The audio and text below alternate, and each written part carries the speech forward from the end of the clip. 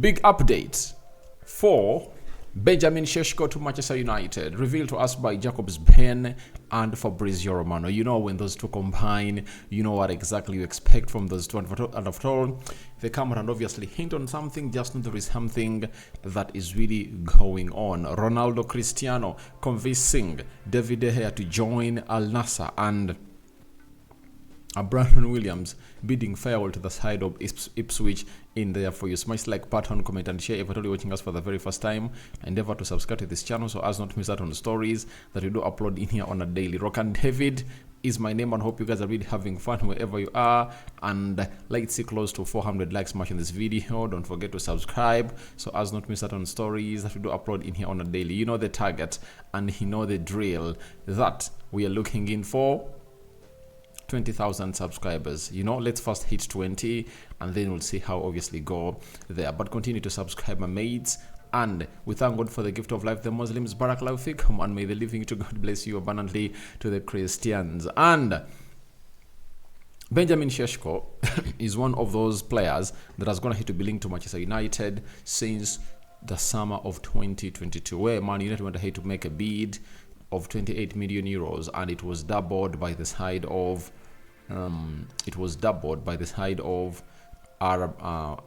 it's RB Salzburg, right? And they sold him to RB Leipzig. Then he is now having a bad clause of 55 million pounds easily to be triggered, and that's what Manchester United is really working upon to see to it that they convince the player to join Manchester United. Now,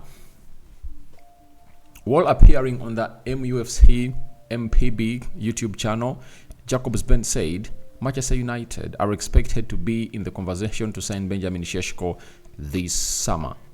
Arsenal, Chelsea and PSG will also be in the race if Benjamin Sesko leaves RB Leipzig. So, Man United are expected to be in the conversation to obviously sign Benjamin Sesko. For me, amongst all strikers on the market, he is my number one. Those that always watch me on the Rokani Media Football have always gone ahead to witness it, that from day one, however much Arsenal fans were like, I want Gyökeres, I told them, sign Gyökeres, Man United signed Benjamin Sesko, you regret at the end of the season. Benjamin Sesko is the way to go, and I'm really excited that all teams are really zeroing to this guy. And I have a lot of belief in Benjamin Sesko and what he's going to do. So, he's really a very good guy, and I think he's the best striker on the market today. Fabrizio Romano late in the night said Man United, Chelsea and Nassr have all put their projects on the table to Benjamin Sesko. Sesko now has to decide if he wants to leave RB Leipzig because they've offered him an important proposal. You understand? So, have you understood?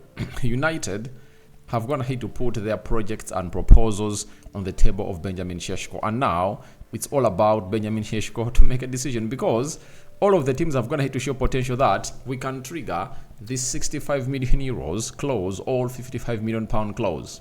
So I had taken long without talking about Benjamin Sesko to this channel, but in the Rokani Media Football, it has been a regular topic, hugely discussed there. Even I think my last video there is about Benjamin Sesko. So, when you look at Benjamin Sesko and what he's going in through as a player, it's obviously what we call a dilemma, you know, because all these teams are capable of really showing in the money, you know, that RB Leipzig wants, that is 55 million pounds, and it's now to the player and his entourage to choose. And they have to make a decision before the month of June elapses. And these clubs are really so much onto this guy and they want to sign him. But at Man United, there is what we call a huge uncertainty. And what is that huge uncertainty? It's all about Manchester United not being able to do the needful. And what's that needful? Man United haven't gone ahead to put up what we call the manager. The managerial situation is really haunting the side of Manchester United. That's why you see to it that Chelsea went ahead to obviously sign Tosin from Manchester United, and they are in for Olise and Benjamin Sesko, two players that Manchester United have gone ahead obviously chase for a very long period of time together. So I would like to let you know that in this queue, or if I'm to make, if I'm to put these clubs in the pecking order of who is most favorite to sign Benjamin Sesko, I'll tell you, number one, it's Arsenal. You get? Number two is Chelsea. Number three is Manchester United. And for Manchester United, I've sounded this or echoed this on several occasions that you don't have a manager. Like right now, Ten Hag is the manager of Manchester United, but who knows that he still has the job, because Fabrizio told us yesterday that United, even for the last 3 to 4 days, they've been speaking to other managers. It looks like the guy has already gone ahead to be sacked, and they're waiting for the right time to see to it that all goes to where they want it to be. Secondly, you are having already Rasmus Højlund, who went ahead to obviously score 16 goals, and Benjamin Sesko will come through to compete with Rasmus Højlund, but at Chelsea, he'll obviously walk into that team, I tell you. No one can really bench him at the number 9. Even at Arsenal, he'll get straight into that team as a number 9. I know he might start on the bench, but the moment he fits into that team, no one is going to stop him, because he has all the attributes that modern centre forwards are supposed to be having, and his skill set is really great. He is clinical like Erling Haaland. He can get you those goals, and he has a better skill set than Erling Haaland. You understand? So, for Manchester United, we still have very many red flags at the club, you know, and he look at it and ask, however much we've gone ahead to put in the project on the table for Benjamin Sesko to show you that we are unsure of we are unsure of whether Benjamin Sesko is really going to allow our favor or not. You understand? We are in for Matthias Cunha. Matthias Cunha, you understand? It shows you that we are not all in for this guy and we are not going for him. But when you look at Chelsea and Arsenal, they are really so much ready to get this deal done in the next 10 days. And in the next 10 days, we are going to hear something very important on what project has gone ahead to impress Benjamin Sesko and his agent, and we'll be here to let you know. And you've gone ahead to say to it that these two, right? These two people, hear me out well. These two people, or these two teams are really looking only and only for Benjamin Sesko. Arsenal went ahead to put Zikezi away. They got off Jokares. They got off Alexandra Ishak. They got off Ivan Toney. Name it, the Zikezis of this world, they are focused onto one striker. And for them to obviously shift their attention to the next one, they have to first lose this one. Meaning that for Arsenal, if they are doing that, it's like a sign of them being very, very accurate and sure that they have Benjamin Sesko by their grip. And the same applies to Chelsea. I haven't gone ahead to hear them being linked to any other striker. Victor Osimhen, they pulled out of the talks. All they want is Benjamin Sesko. And for Manchester United, they are in for other strikers. What does that mean? It means that Manchester United is one of those teams that aren't sure of beating Chelsea and Arsenal to Benjamin Sesko. So, we wait and see. The next 10 days are really going to be crucial before he plays his first game in the Euros for the team of Slovenia, and I'll be eagerly waiting to watch him in the Euros. That is Benjamin Sesko in here for you. So guys, thank you very much for watching it for Benjamin Sesko, but whoever presents a better project is really going to win the race, and it looks like even RB Leipzig are pushing to keep him at the club to see to it that they don't really sell him this summer and really increase the fee of his buyout clause. You understand?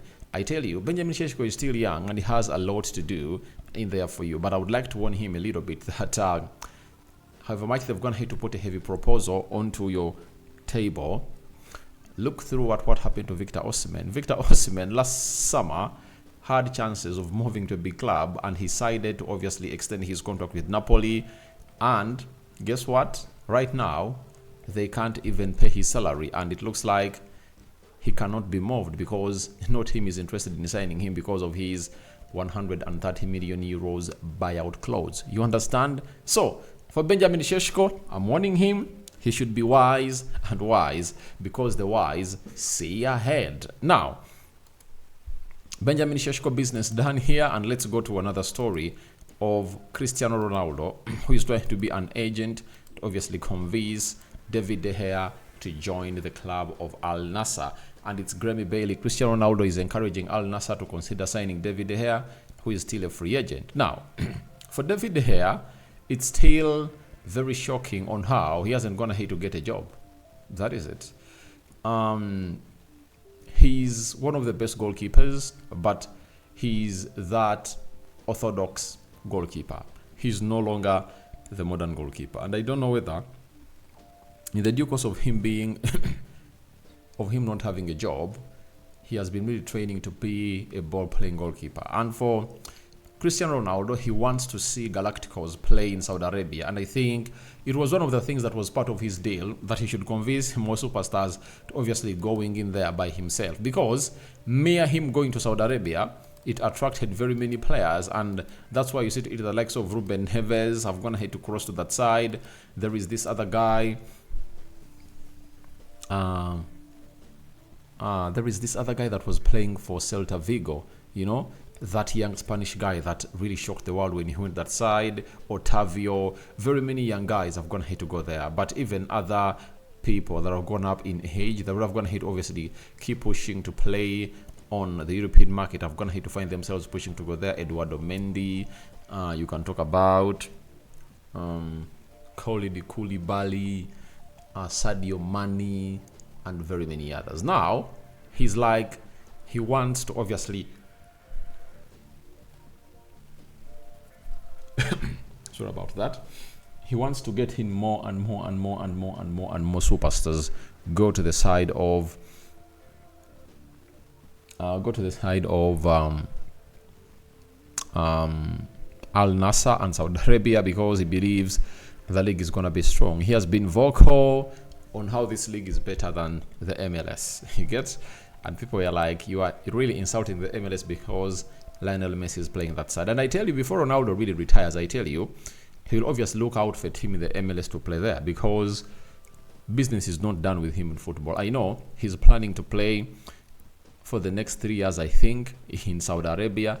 Then he'll leave and at least play 1 season in the US to obviously monetize his retiring from the game of football. That is Ronaldo for you. But for David De Gea, it will be a good move for him, because they'll get him the money that he wants. Though I think he still believes that there is a huge opportunity that might come, and obviously along the way he will become that manager or that player that we all really believe is supposed to be. But it shows you that United made a very good decision for really letting him go, because if he was that good and he was really that modern goalkeeper, he would have gone ahead to be having what we call very many offers, and wouldn't have gone ahead to be on the bench for all that time without having a client to obviously sign him. I don't know whether there is someone who's going to come in through to put in the needful, but I tell you,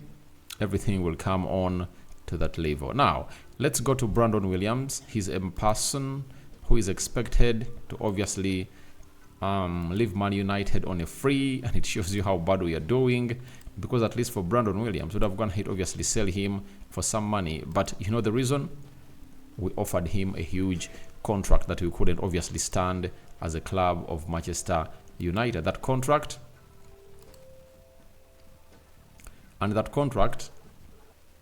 has gone ahead to see to it that Manchester United had a lot to really pay. 50,000 grand per week.